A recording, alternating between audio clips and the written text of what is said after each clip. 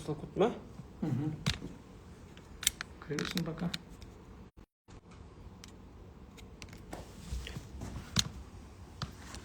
Так, қайырлы күн баршаларыңызға. Пока адамдар ақырындап жинала берсін. 1-2 минут берейік бәріне. 1-2 минут. Так, накопай сплай. Жаңа қайда қойдың сен? Жақта. Атып қойсыз.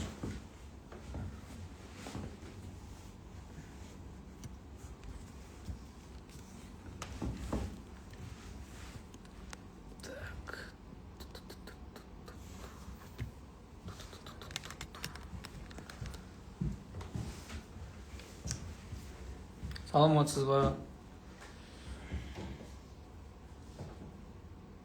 Так, бұл жаққа адамдар қайдан келді? Челлендж үшін келдіңіздер ма? Челлендж үшін келгендеріңіз болса, комментарийға жазып жүрсеңіздер, челлендж деп. Кейбіреу кәсіпкер дегенге келіп тұр. Кәсіпкерге келсеңіздер, кәсіпкер деген сөзді жазып өтіңіздер, мен қарап отырайын. Кім қайда келгенін. Көбінесе араларыңызда жаңағы біздің видео бар ғой, челленджге байланысты. Содан кірген болатынсыздар. Челленджден кетті Махаббат ханым. Глоу дейді. Челлендж, Айгерім ханым. Саламатсыз ба? Челлендж әдемі. Жақсы. Челлендж. Кәсіпкерге тоже бар екен. Жақсы, түсіндім. Так, челлендж. Давайте осыдан бастайық, өзіміздің тікелей эфирімізде. Не үшін сіздер жалпы осы челлендж деген жаңағы рилсқа не істедіңіздер, келдіңіздер? Себебі мен түсінуімше өмірлеріңізде бір нәрсені жасауға бір итермелейтін бір іс-әрекеттер жетпей жүрген болар. Челлендж деген жалпы нәрсе, ол менің өмірімде қалай маған әсер етті ол челлендж. Бір нәрсені орындау, үздіксіз орындауды жасайтын адамдар өте аз ғой. Кәдімгідей үзбей жасайтын. А челлендж деген ол прямой инструмент та соған. То есть челлендж деген ол бастайсың, и соңына дейін жетсең, біз жақсы бір не қойып қойдық та, подарктар қойып қойдық та оған. Соңына дейін жеткен адамға мотивация ретінде жаңа уровеньға шығу дейді. Сондай жаңа уровеньға шығу, челлендж ол мені нақты бірнеше жақсы жаңа уровеньге шығарды. Жалпы менде өздеріңіз сияқты, қарапайым өзіміздің әрбір қазақ сияқты андай үздіксіз күнделікті істеуге особо қатты дағдыланбаған. Челленджге кірген кезде сол нәрсені күнделікті істеймін, көп уақыт кетпейді, былай қараймын. Бір ай өтеді, нәтижесі өте жақсы. Мысалы, өзі ер азамат болғандықтан біз енді шынығамыз, тренировка, бізде именно спорт челлендждер мені өте жақсы нәрселерге алып келді. Вес салмақ тастадым дегендей, тәртіпке ерте тұруға дағдыландым, қыс бойы маржевать етіп шықтым, маржевание деген нәрсені естіген боларсыздар, суық суға түсу соңғы кезде актуальный болып кетті ғой. Соны қыс бойы түсіп шықтым. Аллаға шүкір, таңертең келетін, кәдімгідей таңертең келем, кешке дейін прям бодрый энергиямен отыратын болды. Челлендждің әсері осылай. Сондықтан маған ой келді, неге маған осылай адамдарға пайдалы болмасқа? Не үшін мен адамдардың басын біріктірмеске маған? Сол себепті челлендж деген чат аштық. Ол жаққа жалпы сіздер күнделікті бір нәрсеге бір мақсат қоясыздар. Жалпы 90 күннен кейінгі орындалу керек бір мақсат қоясыздар. Ол мақсатқа жету үшін күнделікті 90 күн бойы 90 минутыңызды арнайтын боласыз. Ол мақсаттар жай ғана не емес, например, былайша айтқан кезде қалай айтсам болады, 2 килограмм салмақ тастаймын емес, кәдімгідей жақсы мақсат болу керек. Себебі күнделікті 90 минутыңызды арнау ол өте жақсы нәрсе. Кейбір араларымызда кәсіпкерлер бар. Егер кәсіпкер болсаңыздар, плюс қалдырып кетіңіздер, кәсіпкерлер болса арамызда. Любой, ипсі бар, немесе кәсіппен айналысып отқан, астында командасы бар адамдар жалпы, бір нәрсе сататын адамдар, сатуда жүрген адамдар, плюс қалдырып кетіңіздер. Комментарийға мен біліп отырайын, кәсіпкерлер қанша. Плюс обратная связь беріп отырсаңыздар. Толчок, мотивация, результат дейді Сако ханым. Хорошо. Так, қараңыздар, плюс қалдырып отыр, Құсайынова Ермек дейді. Жалпы бұл әңгімеге қалай келдік? Біз кәсіпкер деген ұғым бар ғой, бізде чат бар ондай. Біз нені үгіттейміз? Күнделікті 90 күн бойы 90 минутыңызды бір мақсатқа арнап, соған жету үшін, яғни кәсіпте өзіңізде бір мақсат қойсаңыз болады. например, там айына мен 500 мың тауып жатырмын или миллион тауып жатырмын, енді менің мақсатым 10 миллион қылдыру. Қалай? Иә, былайша айтқан кезде қалай ол? 10 миллион қалай қыламын мен? Осыған дейін 1 миллион жасап жүрген адам қалай ол? 500 мың жасап жүрген адам қалай 10 миллионға? Ол кәдімгідей вполне воплотимый нәрсе. Неге? Қалай ойлайсыздар, неге? Себебі сіз өзіңізге рұқсат бересіз. Бұның барлығы рұқсат беру өзіңізді. Сол өзіңіз ғой неге соны 10 миллионды тапқызбайтын өзіңізге. Соны өзіңізге сіңіресіз, құясыз. 90 күн бойы сіздің миыңыз соған привыкать етеді. Біздің ми жалпы адамның миы андай екен да, сен бір нәрсені жасаймын дейсің, например, 10 миллион теңге жасаймын, иә? Или там айтасыз, например, сіздің салмағыңыз 100 килограмм, айтасыз, мен 70 килограмм боламын дейсіз. Миыңыз сенбеуі мүмкін. Бірақ күнделікті істеген кезде, және нақты бір айдық өзі 3 станция болады бізде. Бұл пойыз деп есептесеңіздер, пойызға міндіңіздер 90 күндік, бірінші станциясы 30 күн. Бірінші станция өткен кезде сіз қарайсыз өз нәтижеңізді. Қандай да бір кішкентай жылжу болса, болды. Өзіңізге бір нәрсе алып награждать етесіздер. Яғни солға біз өзімізді часто бағаламаймыз. Бір нәрсе орындала ма, бір нәрсе жақсы істей ма, сразу бірден өзіңді поощрять ету керек қой, награждать ету керек. Ол нәрсені и так, мысалы, күнделікті бар, кофе іше салуы мүмкін, немесе есік алдына магазин өзіңнің біріне алуы мүмкін. Бірақ оны именно өзіңе, миыңа андай қылып істеші, бір нақты бір жақсы результат істедің ба бүгіндікке. Алдында өзіңді награждать еттің. Бардында өзіңе шоколад сатып алдың. Просто бүгінгі өзің нәтижең үшін. Ертерек тұрдың ба, кешегіге қарағанда жарты сағат ертерек. 9-да 8-де тұрып жүрсің, бірақ 7:30-да тұрып көрдің ба, болды, өзіңе барып бір шоколад алып бер, кофе алып бер. Чисто осылай миды награждать ету. Сол кезде миымыз біздің үйренеді екен, сенеді екен. Сөйтіп 90 күн бойы сіздер жаңағындай нені істеп, челленджге қатысып 90 күн бойы 90 минут арнайсыз ғой, бір айдан кейінгі нәтижеңізді көресіз. Қандай болатын? Бір айдан кейін просто, бірінші станцияңызда қандай жылжу болған өзіңіз көрсеңіз ғой. Өмірде де жалпы бірінші қадам ғой, ең басты қадам. Бастау, жүру. Менде бір рилс бар ғой, жеңіс пен жеңіліс деген. Сол сияқты ғой. Жеңу. Ол просто мен жасаймын осыны. Даже осы чатқа челленджге қосылғаныңыз, оның өзі бірінші қадамда. Ол значит, сізде бір нәрсе өзгертуге болады, өзгерткіңіз келеді деген сигнал ғой. Значит, ол мүмкін нәрсе. Алла тағала сіздің миыңызға ол нәрсені текке бермеді. Ол нәрсені біздің миымызға не үшін береді? Себебі оған бізде толыққанды қабілетіміз, қасиетіміз де жетеді оған. Адамзат ең идеальный создание екен ғой. Адамзат Алла тағаланың ең идеальный жаратылыс екен, адам деген. Ол адамның миының, ойының күші, миының күші деген қаншалықты екенін білесіздер ме? Қараңыздар, ең мықты екі нәрсе бар екен адамның бойында. Ол жаңағы былайша айтқан кезде ми, ой дейікші, ой мына жақ, екінші ішкі дүние екен. Мынау ойдың бары болу үшін ішкі дүниеңнен шығады екен ғой, соның барлығы. Яғни ішкі ресурстарың, Алла тағала бізді қалай жаратқан системаны. Сен просто бір ойлап қарап қалашы, адамның ішіндегі системасын қалай жұмыс істейтінін. Просто бір организмді бір жерің ауырса, қалай сигнал береді, Қарашы, қандай система, андай прям қанның айналуы. Қаның дұрыс болмаса, тоже побочный эффект беруі. Ол қарапайым, денсаулыққа байланысты. Қандай үлкен құдірет, адамзаттың жаратылысы. Сол сияқты біздің ішкі дүниемізден шығады ғой. Жаңағы біз мақсат қойған кезде, жалпы біз мақсатты қояды екенбіз вообще басқаша. Басқаша қалай ол? Біз күнделікті мақсат ол қоямыз, например, 90 күндік челленджден қоясыздар. Сол кездерде андай ғой. Мен күнделікті не істеп жүрмін, соны мақсат қылып қабылдайды екен адам.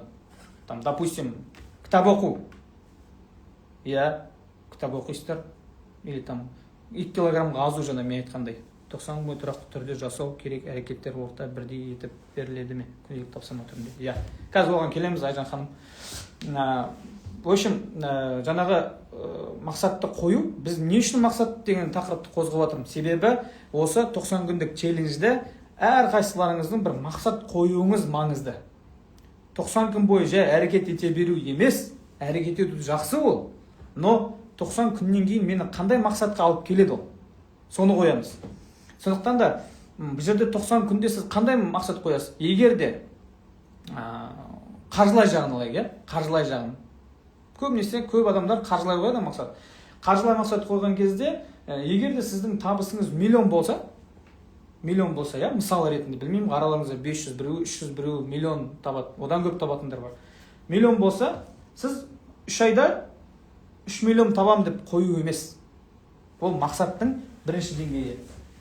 Көбінесе көп адамдар осылай қояды екен. Қазір мен сіздерге сызып көрсетіп отырамын. Көрініп тұр ғой, да?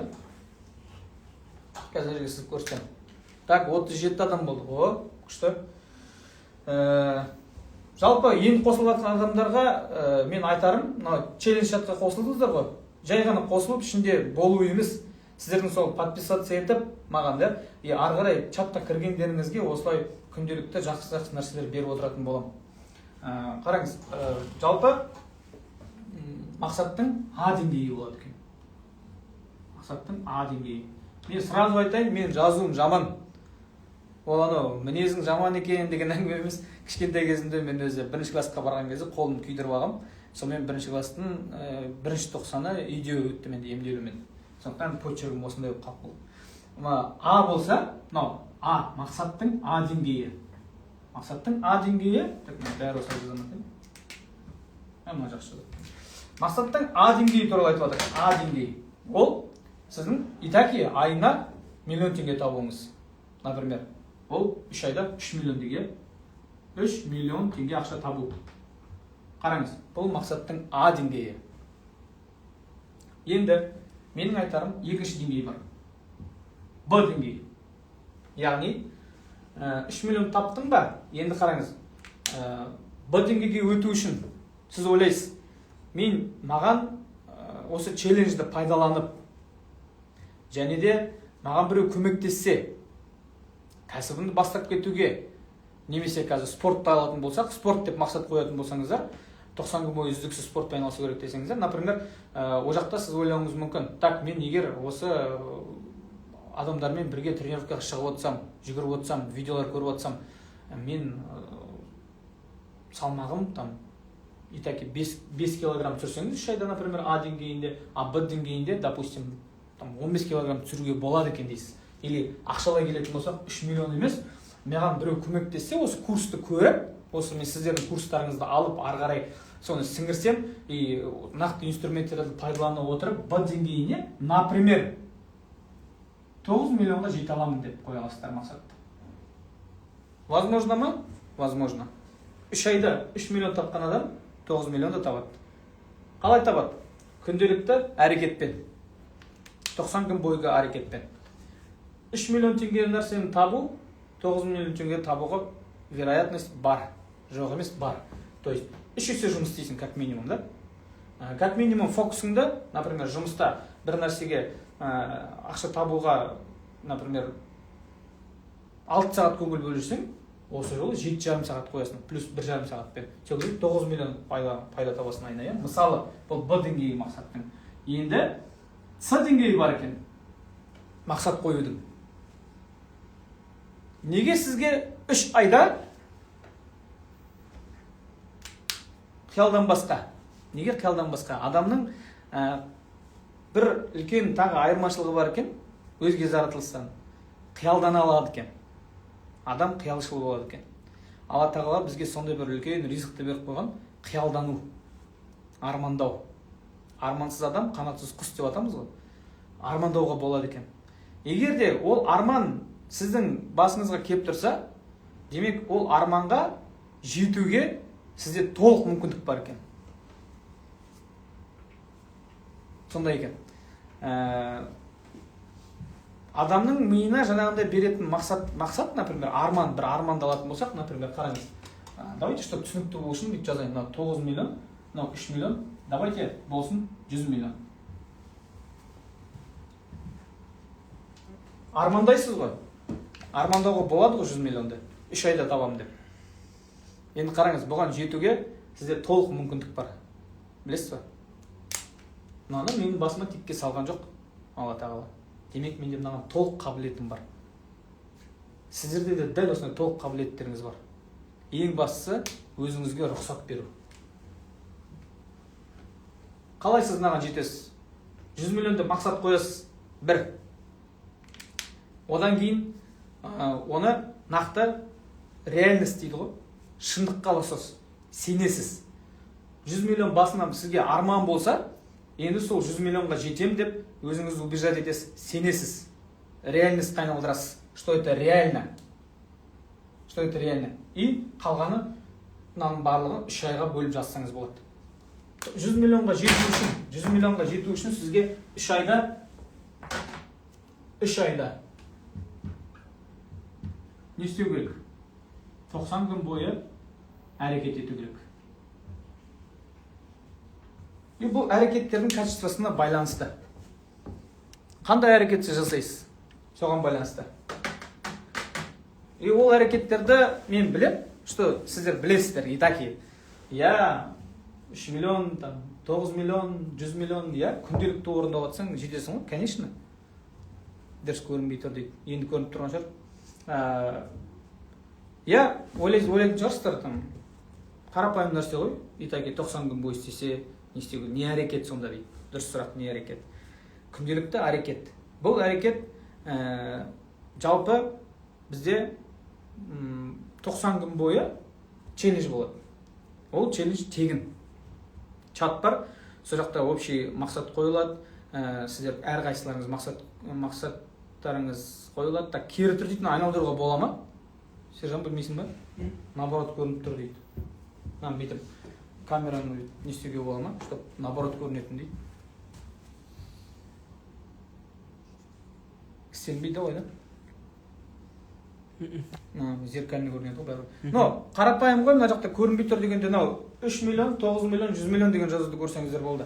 Енді өткізіп алсаңыздар, как-нибудь тағы да бір прямой эфирға кірерсіздер или жекемнен сұрасаңыздар болады. Не әрекет сонда деген сұраққа жауап бергім келіп тұр. 90 күн бойы сіздер челлендж болады. Ол челленджді сіздер өздеріңіз істей берсеңіздер болады. Өздеріңіз жұмыс жасай берсеңіздер болады. Қазір жауап берем бар жаңа. Так, Сұлтангүл ханым. Хорошо, мен қазір оқимын, шамалы жалғастырып, басқа адамдар да отыр ғой. В общем, 90 күн бойы или сіз өзіңіз челлендж жасайсыз, видео жібересіз, басқалармен қаншама адамдардың күнделікті отчет жіберіп жатқанын көріп, сізде мотивацияны күнделікті жасауыңыз мүмкін. Ол бірінші момент. Бұдан бөлек біз отдельно кәсіпкер деген курс аштық. Кәсіпкер. Не үшін кәсіпкер? Қазір тоқталатын боламын. Кәсіпкер деген чат аштық. Ол жерде, получается, бізде болады чатта, ол ақылы чат болады, сразу айтам. Ол курс болады. Ол курстың құны болады. Ол курсқа соңында айтам. Ол курстан нақты сізге қандай әрекеттер жасау керек екен айтылады. То есть, ол әрекеттен бұрын сізге жасау керек, мимен жасау керек біраз жұмыстар бар. Ол жұмыстар, например, убеждение туралы. Мен сізге егер де айтсам, убеждение, жаңа сенім бар ғой, убеждение, потом мышлениені ауыстыру, сосын барып ішкі күйіңізді ауыстыру. И сіздің күнделікті өмірде өзіңіздің жарыңызбен, күйеуіңіз, әйеліңіз, ата-анаңызбен, бала шағаңызбен, жақындарыңызбен, тіпті даже коллега, көршілеріңізбен қарым-қатынастың өзі осыған тікелей әсері бар десем, сенесіздер ма?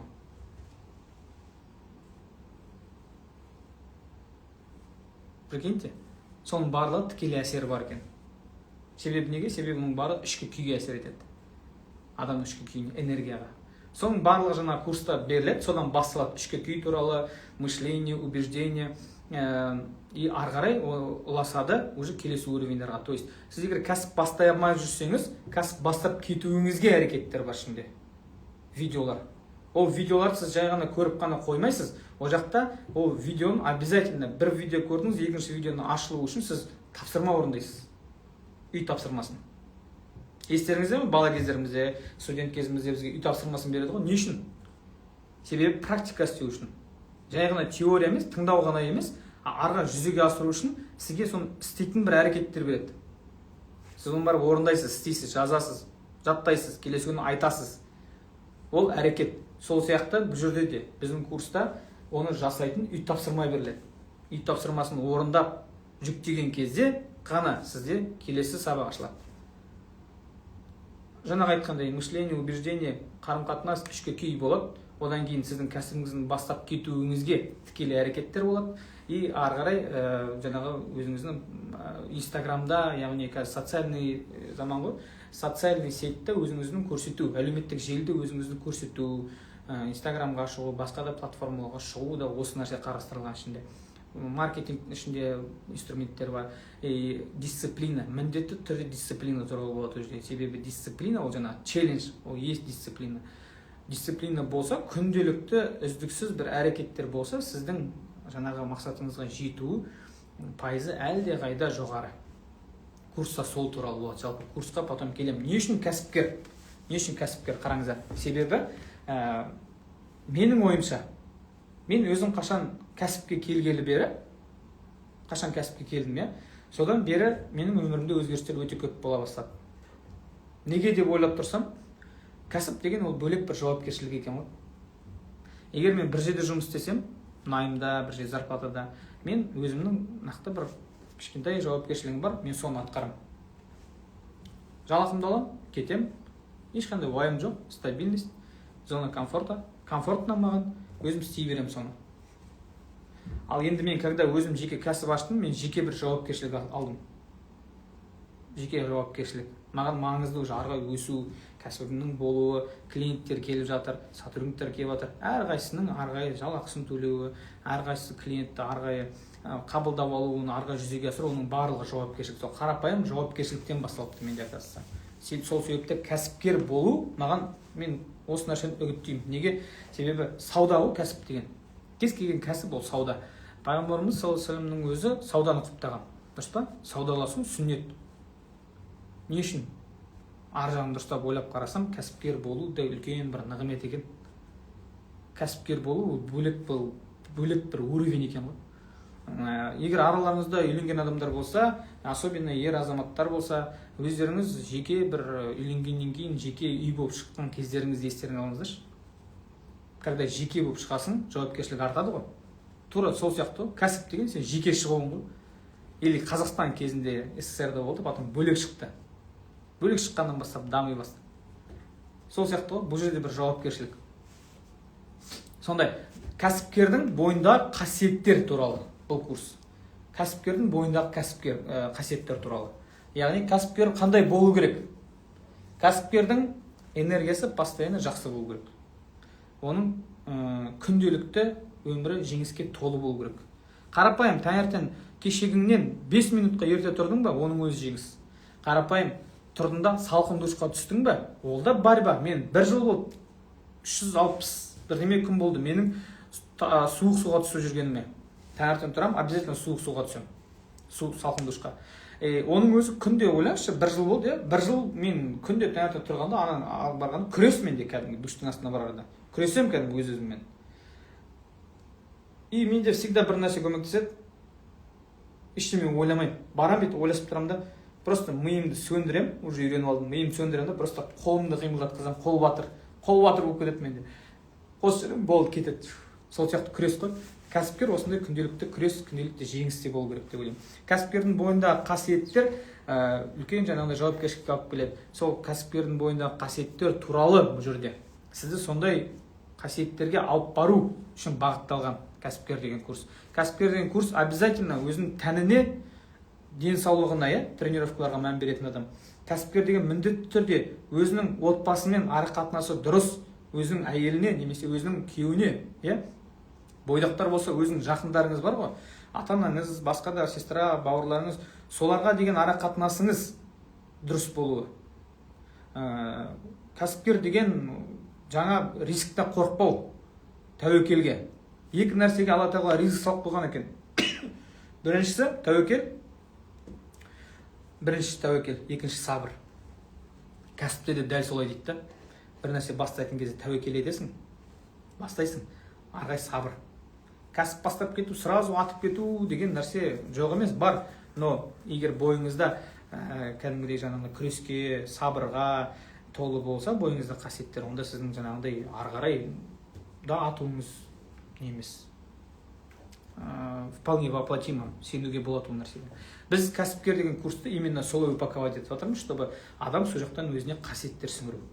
нақты күнделікті бір нәрсе істеп отырып өзіне қасиеттерін көру. И ол жерде тек қана кәсіпкер деген чатта, кәсіпкер деген курста жалпы біз мақсатымыз біріктіру адамдарды. Егер сіздер белгілі бір өз қалаларыңыз бар, иә, мысалы мен Астана қаласынан боламын, Астана қаласында өмір сүремін, басқа қалаларда да бізде басталады, но в целом Астанада жаңағы жиындар жасап тұру, нетворкинг, қарапайым жаттығуға келу, бір күн ерте тұрып жаттығуға келіп көру. Мен сіздерге айтайын, алды күні мен өзім тоже анда-санда ұйықтап қаламын, бәріміз адамбыз ғой, но ана жерде бір күн ерте тұрдым, бірақ қанша нәрсе істеп тастадым энергиям таңғы 6-да тұрдым, тренировка жасадым, жүгірдім, келдім, прям көп жұмыс істедім и көп нәрсе бастап кетті. То есть қалай әсер етеді? Соның барлығы жаңағындай кәсіпкер деген курста болады. Адамдарды салауатты өмір салтын өмір сүруге, дұрыс тамақтануға бағытталады.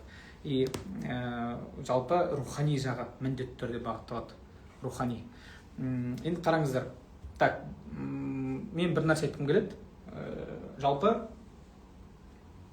кез келген нәрсені алмас бұрын біз көп нәрсе тілейміз ғой, Алла тағаладан. Мынау болса екен, мынау бітсе екен, мынау болмаса екен дегендей сияқты. Бірақ бірінші тақырыбы бір нәрсені ұмытып кетеді екенбіз. Ойлаңызшы, егер сізден бір адам келіп бір нәрсе сұрай берсе, ойлаңызшы, сіз оған бересіз, ол сұрай береді, сіз оған бересіз, сұрай береді. Не жоқ? Рахмет жоқ, благодарность. Біз часто Алла тағалаға благодарность айтуға, рахмет айтуға, шүкірлік айтуға ұмытып кетеді екенбіз, бар нәрсемізге. Всегда бер, менікі болса екен, қайда, менде мынау жоқ, мынаны бере көрші. Бірақ бар нәрсеге, бар нығметке рахмет айтып, шүкіршілік айтуды ұмытып кетеді екенбіз ғой. Алла тағала менің осындай денімнің саулығыма, менің осындай төрт көзім түгел, аспаным ашық, бейбіт аспанда осындай тыныш өмірде өмір сүріп жатқаныма, осындай менің денімнің саулығына, осылай менің жалпы ой өрісімнің түзулігіне, осылай менің жақындарымның барына, әйелімнің, күйеуімнің, ата-анамның барына мыңда бір шүкір саған. Осы күнге дейін берген сенің ризығыңа шүкір, осылай тауып жатқан табысыма шүкір, осы адал жолмен тауып жатқан табысыма мыңда бір шүкір, я Алла тағала деп. И одан кейін бірақ оны шын айтып қана емес, шын ниетіңмен, жүрегіңмен айтып, и ары қарай керек нәрсені сұрасаң, әлде қайда дұрыс екен ғой. Сондай нәрсе. И одан бөлек тағы да бізде бар нәрсе, біз всегда айтамыз, маған бер, мынаны бере көрші. Бірақ бір закономерность бар екен да. Яғни өмірдің бір өзінің бір заңы бар екен. Өмірдің өзінің бір заңы бар. Ол заңдардың барлығын өзі бір ол әлем, яғни осы жер шары әлемінде бар бекітіліп кеткен өзі бар заңдылықта, оны ешкімге енгізбейді, ешкім өзгерте алмайды оны. Егер сіз оны өзгерткің келеді десе, ол өзгермейді. Ол бар нәрсе, ол қабылданатын нәрсе. Дұрыс па? Мен мысалы заң деген нәрсені тәртіп қалай қабылдаймын? Біздің конституция бар, мен оған бағынамын. Мен оны барып өзгерте алмаймын. Ол белгілі бір нәрсе үшін пайда болған. Сол сияқты өмірде де дәл сондай бізде бір заң бар екен. Бір нәрсе алудың алдында бір нәрсе беруді айтып тұрмын мен. Уағалейкум ассалам, жаке. Бір нәрсе алудың алдында бір нәрсе беру. Өзіңе сұрақ қойшы, қашан сен бердің? Неге сен беруші болмайсың? Қашан сен беруші боласың, сол кезде саған еселеп қайтады екен ғой. Алла тағаланың өзі сөзі бар ғой, сен маған бір қадам жақындасаң, мен саған 10 қадам жақындаймын. Сол сияқты бұл жерде де кез келген нәрсені бірінші сұрамас бұрын ойласқан дұрыс деп санаймын мен. Не нәрсе беріп жатырмын мен. То есть әлемге жақсылық жасау. Ол алып бір жерге барып қайырымдылық фондына 5 миллион құю, табысыңның 50%-ын құю ғана емес. Мен айтып тұрғаным просто жақсылық. Біреуге көшеде кетіп бара жатқан көршіңе амандасу даже. Лифтқа кірді бір кісі, просто амандасшы. Жақсылық қой. Көшеде бір кісі просто қарапайым қандай ауыр әйел адам бір кішкене ауырлау пакет алып бара жатыр. Бар да көмектесіп жүр, жақсылық беруші, дұрыс па? Жолда біреу сұранып тұр, өткізіп жүр. Жақсылық па? Жақсылық. Кез келген нәрсені қайсысын жақсылық деп санайсың, соны орындау. Екі нәрсеге бөлінген ғой, ақ, қара, жақсылық, жамандық. Дұрыс па? Соны қайсысын жақсы деп санайсың, сол амалдарды чаще істеу. И мен бір жақсы бір әдет істедім, осыдан 1,5 жыл бұрын жақсылық дәптері деген жүргіздім. Яғни күнде үйге келемін да кешке қарай жазам. Бүгін мен не істедім, қандай жақсы істедім, жазам. И прям есіме түсіремін да, келесі күні ынталанамын ғой соны істеуге. Келесі күні жақсылық істеуге уже мен өзімді итермелеп тұрам. Келдім. Бүгін мен таңертең әйеліме жақсы комплименттер айттым. Келдім. Бүгін мен анама қоңырау шалып, қал жағдайын біліп сұрадым. Тағы да айтамын. Келдім да жолда біреуді жол өткізіп жүрдім. Жұмыста біреуге жақсы бір қасиетін бойындағын айттым. Жақсылық па? Жақсылық. Бүгін мен 5 уақыт намазымды түгел оқыдым. Жақсылық па? Жақсылық. Бүгін мен не деймін тағы? Рилс салдым да, пайдалы, біреуге жақсылық алып келетін жақсылық. Просто ойланып көріңізші. Қазір осы эфир біткеннен кейін өзіңіз жазып көріңіз. Бүгін мен қандай жақсылық жасадым? Бір жазып көріңіз, прям максимально, егер ойыңыз бітіп қалса, тағы да бір ойласаңыз. Тағы не бар еді деп, тағы бір мұрша беріңіз. Шығады, и сіз түсінесіз, ол жақсылық. А когда сіз оны сен жазасыз, өлшейсіз, ол үлкен нәрсе. Не үшін айтып жатырмын? Беруші болайық. Бірінші беруші болайық. Содан кейін Алла тағаладан сұрайық. Сол кезде бәрі жақсы болады. Егер әлемде бәрі сөйтетін болса, ойлаңызшы, қандай болатын әлем, не? Сол, мен айтпақ тақырыбым осы, бірінші мақсат, екінші жаңағындай сол ризық несібе туралы, жалпы алушы емес, беруші бол деген сияқты, алмас бұрын беруді ойла деген сияқты тақырыптар болатын. Енді маған мына жақта так қосылып жатқан адамдар бар. Давайте мен кішкене, чтобы айтқан нәрсемді орындайын. Комментарий жазып жатқан адамдар бар ғой, соларға жауап беріп өтейін. Кеш жарық дейді. 90 күн бойы, жаңа челленджге қатысты айтып отыр. 90 күн бойы тұрақты түрде жасау керек әрекеттер ортақ бірдей етіп беріледі ме? Күнделікті тапсырма түрінде. Қараңыз, тапсырма берілмейді. Сіз өзіңіз таңдайсыз 90 күн бойы қандай әрекеттер жасайсыз. Единственное, сіз отчет жібересіз. Бүгін прям уақыт өлшейсіз. Міне 20:00-де бастадым, 21:30-да бітірдім. Осындай әрекет жасадым. Бұл жерде адалдық қой. Сіз кез келген адамды алдай аласыз, өзіңізден басқа. Тек өзіңізді ғана алдай алмайсыз. Сондықтан бұл жерде адалдық, өзіңізге адал, өзіңіздің мақсатқа жету үшін соны жазасыз, фотоотчет жібересіз, скриншот. Міне орындадым. 1 күн кетті. Сол өзіңіздің мақсаттар қоясыз. Ортақ бірдей етіп берілмейді ол. Өзіңізге арнайы күнделікті істейсіз оны. Оны қарап, сізді бақылап отырмаймыз біз. Біз только бақылаймыз, который кәсіпкер деген курсты алған адамдар, оларды біз кәдімгідей өзіміз отслеживать етіп отырамыз, кері байланысын беріп отырамыз. Белгілі бір уақыт өтеді, 30 күн өтеді. Біз оған кері байланысын береміз. Сіз мынаны дұрыс істемеңіз, мынаны дұрыс істеп отырсыз, мына жерде бүйтіңіз. Сөйтеміз. Ал басқа челленджге қатысушыларға ол общий, ол просто 90 күн бойы аламыз да, нәтижелерді саралаймыз. То есть қазіргі енді заман талабына сай сіздің күнделікті отчет салып жатқан жоқсыз ба, оның барлығын 90 күннен кейін мен қарай аламын. Сол кезде жақсы нәтиже болса, сол жақсы нәтижеге мен жақсы сыйлықтар дайындап қойдым. Ол 500 мың теңгелік сертификат, біздің компаниядан 300 мың теңгелік тағы услугаға сертификат, 100 мың теңге сертификат, и одан бөлек тағы да бізде не бар? Экскурсионный тур бар мынандай. Турцияның 5 қаласына. Осыны подарыққа береміз, 2 адамға арналған. Біз жоқ, на базе завтрака, только жаңа самолеттің жолын төлейсіз, и осындай сыйлықтар сыйлайтын боламыз. И біз кеше ғана мен айттым, жалпы ең үздік нәтижелерге, ең үздік прям күшті прогресске, активностьқа, соның барлығына біздің тараптан күшті бір сыйлық бар 90 күн бойы қатысқан адамға.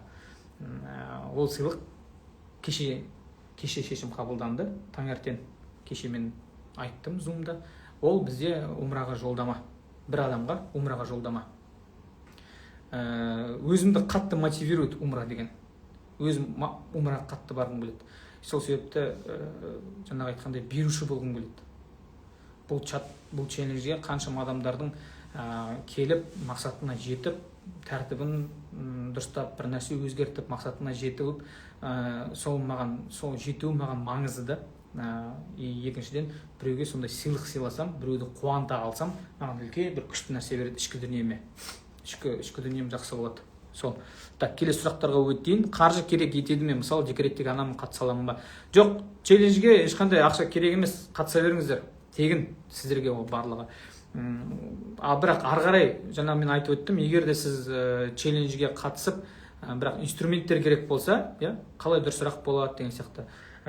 Көп нәрсе челленджде мақсаттарыңызға жетуіңізге, күшті өміріңізде бір применять ететін кәсіп бастағыңыз келіп жатса, оған бізде арнайы курс бар. Сол курсты аласыз, қатты қымбат емес бағасы. Сол курсты оқи отыра ары қарай мақсатыңызға жақсырақ жетсеңіз болады. Единственно осындай. Так, мен сұрақтар легін жалғастырайын, тағы да ары қарай. Так, жұмыс жасап жету қиын дейді. Алмас BGG. Жұмыс жасап жету қиын. Білмеймін енді, ол сіздің өзіңіздің убеждение ғой, өзіңіздің түп сана. Жалпы убеждение деген нәрсені естідіңіздер ме? Соңғы кезде прям көп айтып жүр. Сенім ғой, сенім десем бола ма? Убеждение деп айтайықшы. Убеждение. Жалпы мына нәрсе бар да, адамның миы бір ғасыр өмір сүрген. Адамның миы бірнеше ғасыр бойы өмір сүрген екен да. Ал адамның түп санасы подсознание. Ол бұрыннан мыңдаған жылдар бойы келе жатқан нәрсе да. Подсознание деген опыт. То есть рұқсат бермеу подсознание. Сіздің бұрыннан келе жатқан, то есть подсознанияңыз жібермесе, жұмыс жасап жету қиын деген. Онда сіз оған жете алмайсыз. А когда сіз өзіңізге рұқсат етесіз, жете алам дейсіз, шынымен де кәдімгі мына жақтың барлығын шынымен қоссаңыз, оның өзінің бір техникалары бар, подсознанияны өзгерту. Соны өзгерткен кезде сіз уже арғай жаңағы спокойно мынау 100 миллионды орындай аласыз. Өйткені неге? Өйткені сіз Алла тағаланың ең идеальный жаратылысысыз. Оның барлық бүкіл қасиет, мүмкіндікті сіздің бойыңызға беріп қойған. Сол, қалай ол мен, например, больницада жұмыс жасаймын дейді. Жаңағы мақсаттарға байланысты. Вот тоже убеждение ғой. Больницада жұмыс жасайсыз, бірақ басқа бір іс бастап көрсеңіз, міндетті түрде жетуге болады. Көріңіз, көз қорқақ, қол батыр. Так, Сұлтангүл ханым, мен сіздің сұрағыңызды таба алмадым. Декретте қалай табыс табуға болады? Қараңыздар, декретте отырған, мен байқадым, декретте отырған ханымдар, үйде отырған ханымдар да қосылып жатыр араларымызға.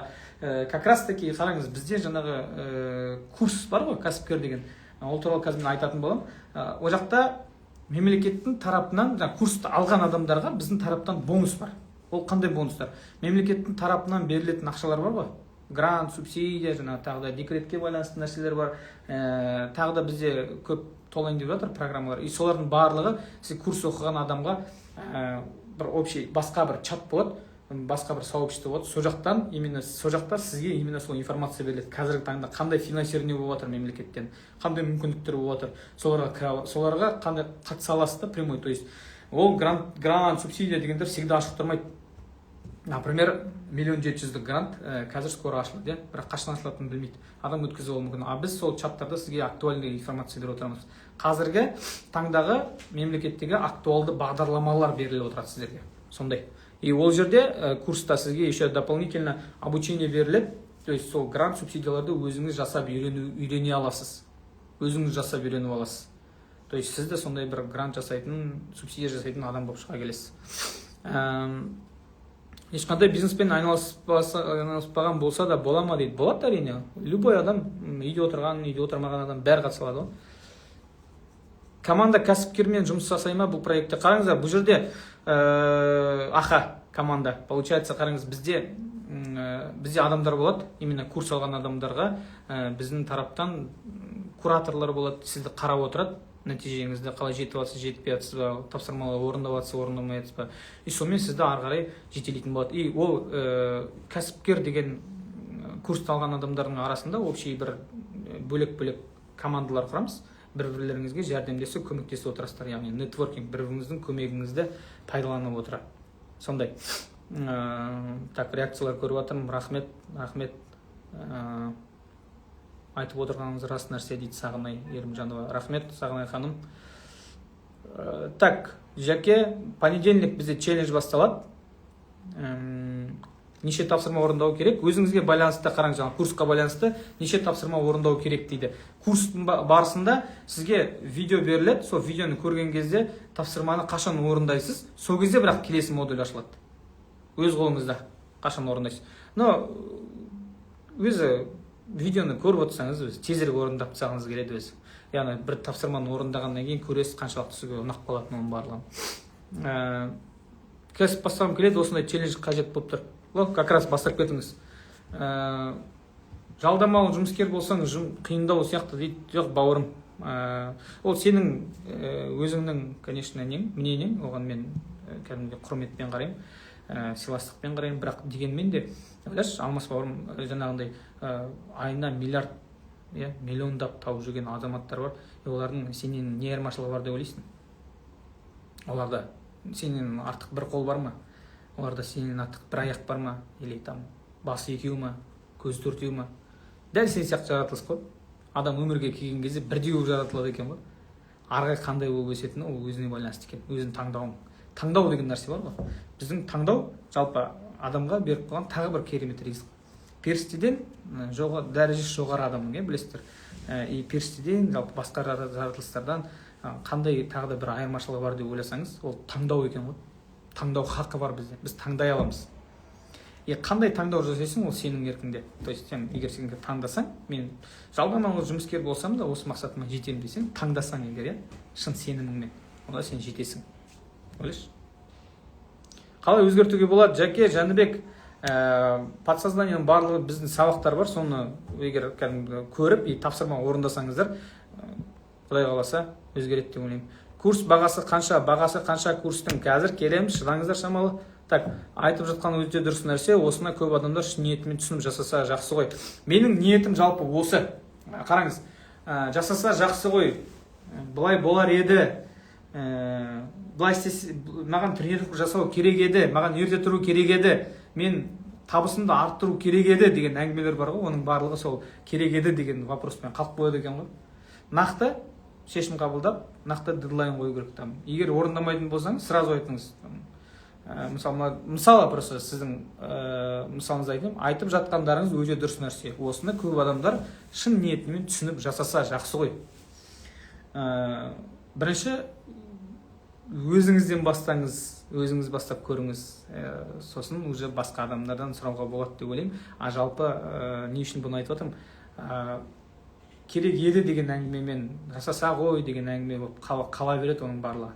Нақты бір мен жасаймын, все, міне, түсініп жасаймын, мен өзімнен бастаймын.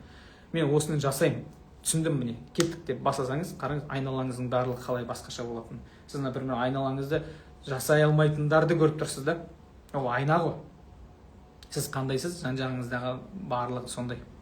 Құбылмалы жаңағыдай, сіз қандайсыз, жан-жағыңыздың бәрі сонда айна болып атыр жатса деді.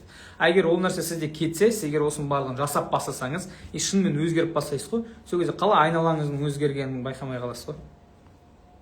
Сондай. Түсінікті, рахмет дейді. Өз-өзіммен жұмыс істеп бастадым. Ішкі хал, әдет, дисциплина, енді ақша, кәсіп жағын қолға алғым келіп жүр. Грант керек дейді. Базилик. Жақсы. Грант деген мемлекеттің тарапынан берілетін өте күшті мүмкіндік қой. Пайдаланыңыздар, мүмкіндіктеріңіз болып жатса. Так, қараңыз, өте жақсы. Уже жұмыс істеп бастадым деп жатсыз ғой. Оның өзі жеңіс. Осы бастағаныңыз үшін өзіңізді бірдеңемен награждать етіңізші. Просто алып айтқандай жаңағыдай бір қазір магазинге шығыңыз да өзіңізге бір жай ғана бір шоколад алып бере салыңызшы. Бір альбени, сникерс алып. Міне, рахмет, сен бастадың. Оның өзі үлкен нәрсе да. Енді сол нәрсе когда қалыптасады сізде жаңағы дисциплина, күнделікті челленджге қатысқаннан кейін сізде дисциплина қалыптасады, күнделікті бір нәрсені әрекетін істеу қалыптасады, уже фокусыңыз ауыспайды. Фокусыңыз 90 минутта болады. И сол кездерде соны бойыңызға бір қасиеттер қалыптасады да, төзімділік, фокус, жаңағыдай әрекет жасау, бір орында тұрмау, бір жеңіске жетсем өзімді награждать ету, біріне поощрениемен деген сияқты нәрсе басталады ғой. Соны кәсіп ашып, сол жолда пайдалансаңыз, кәсібіңізді өріп-өрбеуді өте ықтимал да, пайдалансаңыз. Челлендждің бір жақсы жері, челлендж сізге бір қасиет береді. 90 күн орындайсыз ғой, сіздің бойыңызда кем дегенде бір плюс тағы да қасиет пайда болады. И оны сіз өмірде пайдалана аласыз, ойлаңызшы. Күніне жоспарды кешке жаттарда жазған дұрыс па әлде таңертең бе? Кешке жазып көріңізші, кешке. Ең бастысы бастап көріңіз. Дәмін татыңыз, дәмін. Так, аяқтадым несін, сұрақтардың барлығына жауап бердім. Енді қараңызшы, мен тағы да бір күшті нәрсе бергім келіп тұр. Просто пайдалы болсын, жай отырмаңыздар. Әрбір сіздің қиған уақытыңыз осы прямой эфирға, ол сіздің таңдауыңыз. Ол да бір не қондай, не етеді? Плата, то есть сіз қазір осы уақытқа кетіп тұрсыз, ол да бір құрбан да. Сіз уақытыңызды құрбан етіп тұрсыз. Уақытыңыз осы жақта қарап, прямой эфир қарап өтуге кетіп жатыр. Оның барлығы обратно сізге бару керек қой, жақсылық. То есть көп нәрсе түсініп кетуіңіз керек. Сол құрбан шалған уақыттарыңызға мен сіздерге мынандай бір тағы тақырып берейін. Мен өте жақсы көремін осы нәрсені. Өзіме соны әрдайым напоминаю. Қараңыз, кез келген амал басталмас бұрын ол нәрсе неден пайда болады? Ойдан пайда болады. Ой. Жақынырақ қойын, чтобы таныс болу үшін. Ой. Кез келген нәрсе ойдан пайда болады. Ойыңның оң терісі болады. Дұрыс па? Кейде біз теріс ойлаймыз, негатив ойлап кетеміз. Негатив болған кезде сенің сөзің де сондай болады. Көрінбей жатыр ғой, ә? Сөз, айтып отырайын, сөз. Мен жазуым жаман. Ойыңыз положительный, жақсы, позитивті болса, жаман нәрсе ойламайтын болсаңыз, аузыңыздан шыққан әрбір сөзіңіз де сондай болады. Егер сіздің ойыңыз тері, негатив болса, мынау не айтып отыр, мынау не үйретіп отыр маған? Мен и так и білем. Надоел уже, ақша жоқ, таңертең ете тұра алмай жүрмін деген сияқты болса, сөзіңіз де сондай болады. Келесі амал, сөзден кейін. Іс, әрекет. Іс, әрекет. Сіздің сөзіңіз жақсы болса, іс әрекетіңіз де жақсы болады. Сіздің сөзіңіз жаман болса, әрбір айтқан сөзіңіздің артынан іс әрекетіңіз де дәл сондай жаман болады. Ойлаңызшы, дұрыс нәрсе сөйлемейсің. Аузынан ақ ит көріп, көк ит шығады. Чисто негатив, мен оны істей алмаймын. Анау-мынау. Іс әрекеттің бәрі сондай болады. То есть өзіңізді программировать етесіз. Егер сөзіңіздің бәрі жақсы болса, шын жүректен болса, ниетіңіз түзу болса, онда іс әрекетіңіз солай. Енді қараңыз. Іс әрекеттен кейінгі сіздің ол нәтиже. Іс әрекет. Просто іс әрекет. Челлендж, например. Челлендж. Іс әрекет қой, жақсы іс әрекет. Істей берсеңіз, сіздің нәтижеңіз де сондай болады. Іс әрекетіңіз дұрыс болмаса, үйде жата берсеңіз, диванда жатып әркімді айта берсеңіз, сыртынан сөгіп да, онда сіздің әрбір жаңағы неңіз, нәтижеңіз де сондай болады. Ешқандай нәтиже болмайды, немесе кері нәтиже болады. Сол диванный критик болып қала бересіздер. Негатив, айналаңыз өзгермейді. Соответственно, айналада чисто сондай көресіз, себебі айна ғой айналаңыздың барлығы. Ал егер сізде іс әрекетіңіз жақсы болып жатса, онда нәтижеңіз де солай болады. Енді қараңыз, сіздің нәтижеңіз постоянно осылай плюс болған сайын, позитивті, жақсы болған сайын, ол сізде ұласады екен, нәтиже қайда ұласады? Ол сіздің өмірлік ұстанымыңызға айналады екен. Дағды. Когда сізде нәтижелердің барлығы четкий болса, положительный, жақсы болса, сіздің өмірлік дағдыңызға айналады екен. То есть өмірде барлық нәрсе сондай болып келеді екен сізге. Соответственно, сіздің айналаңыздың барлығы сондай болады. Қараңызшы, қалай қарапайым, ойдан басталып тұр барлығы. Енді кез келген нәрсені просто тағы да бір практика ретінде айтайын, кез келген нәрсе бір жаман ой келіп тұр ма, бір негатив келіп тұр ма, позитивке ауыстырып үйренгіш. Резко позитивке ауыстырып жүресіз. Ана нәрсені ақтап аласыз, прям жоқ деп сіз ойыңызды ауыстырып жүресіз. Мысалы, балаңыз тыңдамай жатыр, қарапайым. Біз жақсы көреміз ғой баланы тыңдатуды. Бала тыңдамаса, как будто бір неуважение сияқты. Бала тыңдамай жатыр ма, ұрсайын деп жатсың ба, резко ауыстырып жүр. Так, бұл баланың балалық шағы. Бұл баланың нағыз бақытты шағы. Бақытты болуға мұрша берейінші, ойнасыншы. Бұл оның өмірі ғой. Не үшін мен оған тыныштылығын деп ауыстырсаңыз, позитив. Әрбір сөзіңіз, іс әрекетіңіз, нәтиже, соның барлығы солай болып кетеді. Қарапайым нәрсе ғой. Қарапайым нәрсе. Сондықтан кез келген нәрсені жасамас бұрын ойымызды түзетейік. Жаман нәрсе ойлап жатырық па, Инстаграмнан жаман новости көріп қалдық па, лучше новости каналынан отпишись, көрмей ақ қой, біреудің өмірін көрмей ақ қой. Өмірің өзіңнің өміріңде болсын фокусың. Айтып отыр ғой сондай болса да. Қараңыз, біреудің өмірін қарайтынымыз рас қой, инстаграмнан қараймыз, телевизордан қараймыз, ол біреудің өмірі да. Фокус өзіңіздің өмірден кетіп бара жатыр, былай қарасаңыз. Біреудің қуанышына қуанамыз. Турецкий сериал көрген кезде жаңағыдай Сулейман Сұлтан там Хюреммен қосылды, екеуі помирились, например, да. Мен көрмегенмін оны, примерно айтып отырмын да. Қосылды, қуанамыз. Как будто өзіміздің өмір сияқты. Ал өміріңде не болып отыр? Сол сұрақ қой сөзіңе. Сондықтан да фокустың барлығы өмірде болсын. Ойыншы болайық. Мынадай түсінік бар ғой. Ойыншы көрермен деген. Дұрыс па? Игрок зритель. Егер футболист, полидағы футболист, қараңыз, счет болады 0-0. Соның 1-0 немесе 5-0 болуына әсерін тигізе алады кім? Футболист па или көрермен ба? Әрине футболист, дұрыс па? Футболист, яғни 1-0 қылады, 5-0 қылады. Зритель қыламайды, зритель шеттен қуанып тұра береді. Сондықтан да фокустың барлығы өзіңізде, Мехрибан ханым айтқандай, фокустың бәрі өзіңізде. Жаңағы футболдағы, полидағы адамдай болыңыздар, счеттың барлығын өзгеріне тек сіздің қолыңызда ол.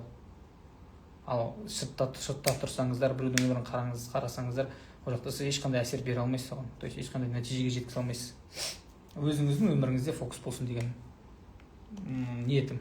Мынау ойдың барлығы дұрыс болу үшін белгілі бір нәрселер бар. Ойдың барлығы дұрыс болу үшін кітап оқу керек. Бірінші момент. Кітап әсер етеді. Жақсы нәрсе көріңіздер. Жақсы нәрсе оқыңыздар. Екіншіден сізге тағы да видео әсер етеді. Дұрыс нәрсе көріңіздер. Көрмеңіздер емеймін. Жақсы бір нәрсе көріңіздер. Жақсы нәрсе тыңдаңыздар. Тыңдау жақсы әсер етеді. Жақсы орта таңдаңыздар. Орта ол өте қатты әсерін беретін нәрсе. Сіздің ортаңыз қандай, сіз де сол жаққа қарай кете бересіз. Сол ортаңызды дұрыс таңдаңыз. Орта ойға тікелей әсер береді. Тағы ойға не әсер береді жақсы болу үшін? Ойға жақсы әсер қалдыратын, ойды арғай жақсы қылып қалыптастыратын, ол мен жақсы көретін тақырыбым зона комфорта. Зона комфортадан шығу. То есть сіздің күнделікті өмірде итаки бір положениеде тұрсыз, и ол сізге удобно да. Бір зарплатада өмір сүру, например, жаңағыда бауырым жазып отыр, бір неде жұмыс істеймін деп. Бір стабильный жұмысыңыз бар, ол сізге удобно. Айына алып отырсыз зарплатаңызды, арғы өскіңіз келмейді. Ал егер де сіз сол комфорттан шықсаңызшы, өзіңізге неудобный положениеге шығып көріңізші. Ол жақтың бәріне сізге не хотите, барғыңыз келмейді, но шығып көрсеңіз, бүкіл прогрестің бәрі сол жақта да. Зона комфорта. Даже просто таңертең ерте тұру сізге қиын ғой. Таңертең ерте тұру қиын. Не комфортно сізге. Тұрып көріңіз. Бүкіл прогресс сол жақта, барлық нәтиже сол жақта жатыр да. Ұнамаса сізге сол жаққа барған, сол жақта сізге нәтиже жатыр. Челлендж 90 күн бойы істеу. Біз сразу қазір 90 күн бойы істеу деген кезде мақсатымызды ойлаймыз, ана мақсат 100 миллион орындалса екен дейміз. Дегенмен де 90 күн бойы істеу тәртіпті қажет ететін нәрсе ғой, дұрыс па? Оның барлығы зона комфорта. Ол сіздің күнделікті істеп жүрген нәрсеңіз емес. Егер оны істей бастасаңыз, сол кезде сіз комфортыңыздан шығасыз. Комфортыңыздан шықтыңыз, болды, ара кеттіңіз уже. Бірлет түсінесіз.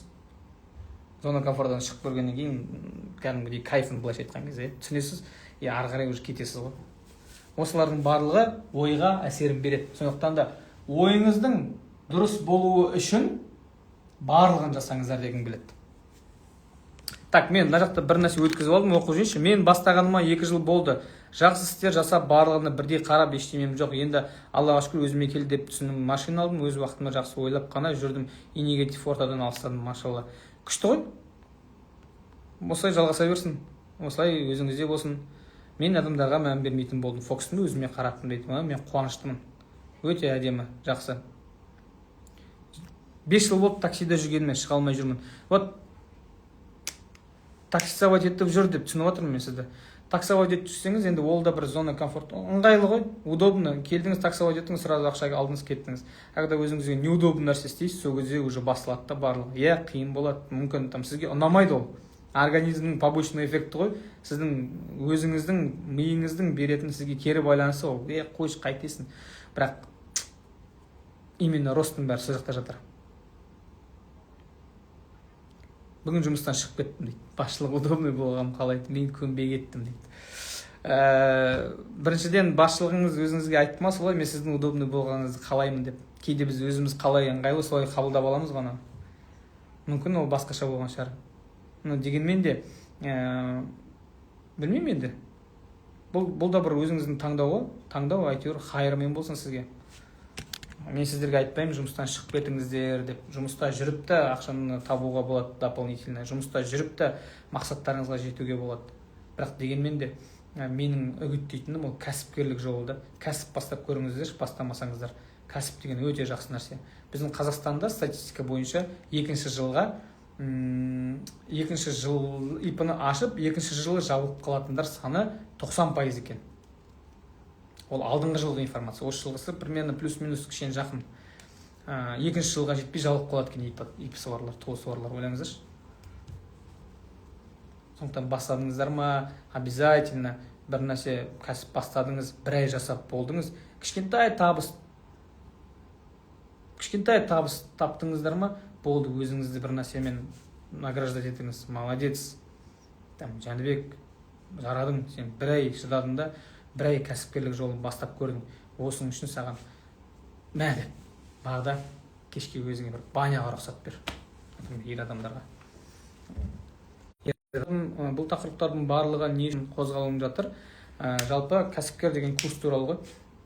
Егер сіздерге толық мағлұмат бір нәрсе керек болып жатса, мен жеке нөміріме шықсаңыздар болады. Қазір мен мына жерге қалдырып қоямын нөмірімді. Так. Өзім жеке нөмірім жазып жатырмын.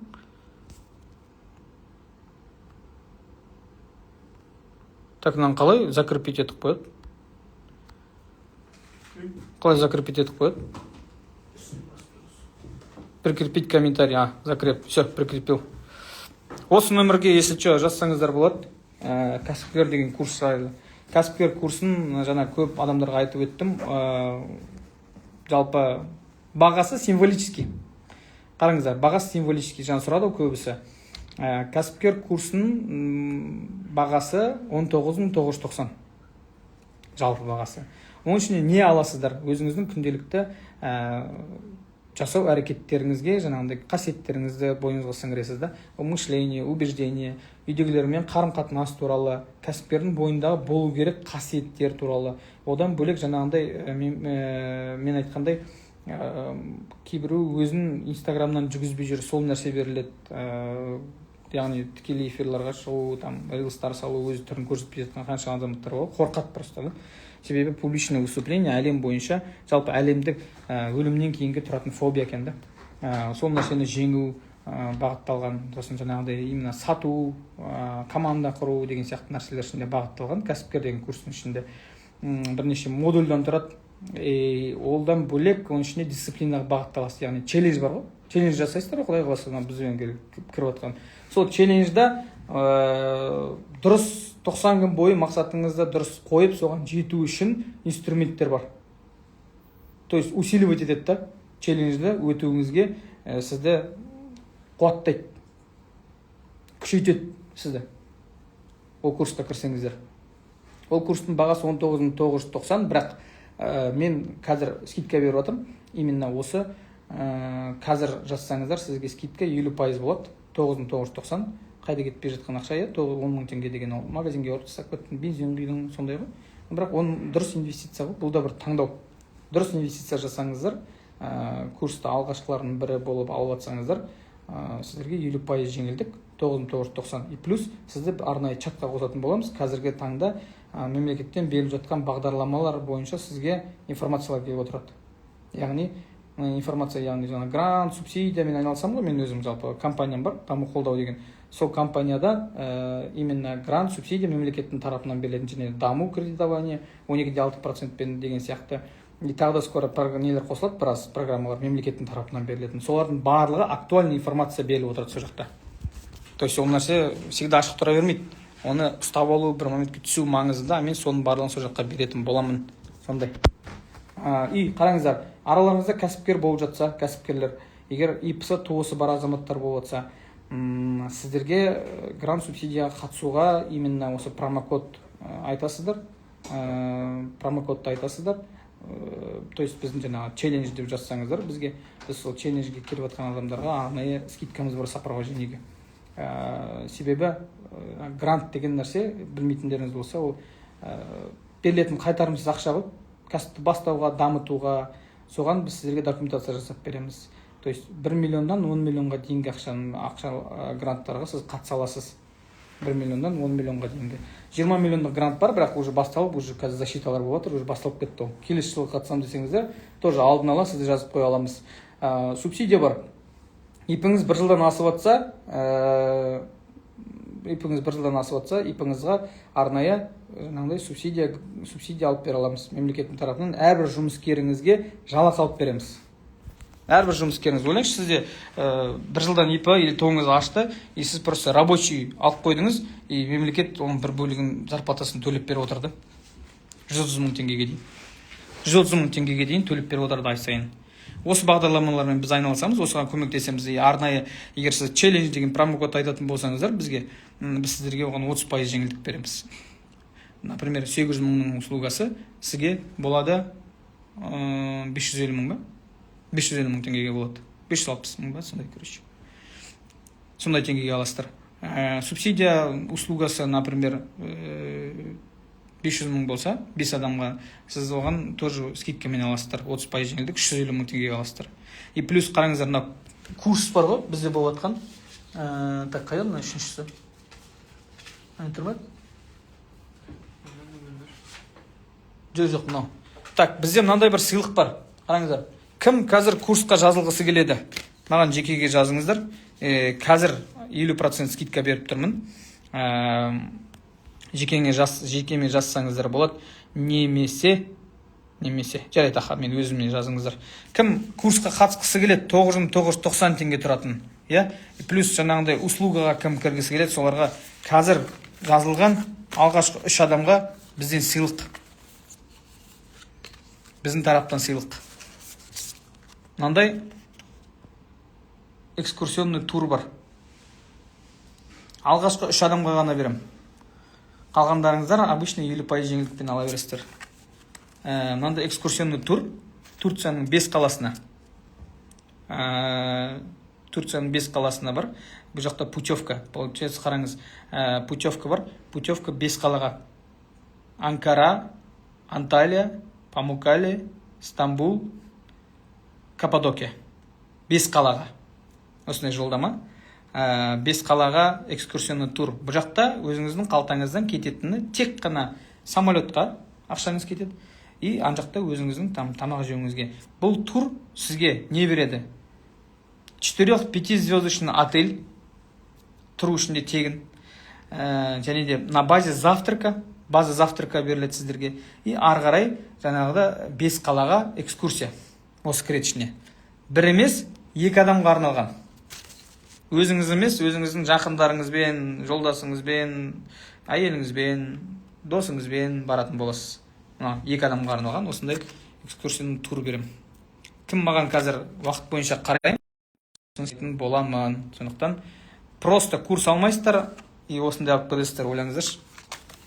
Еще челленджге қатысасыздар арғы инструменттермен. Наз Капанова, Наз ханым.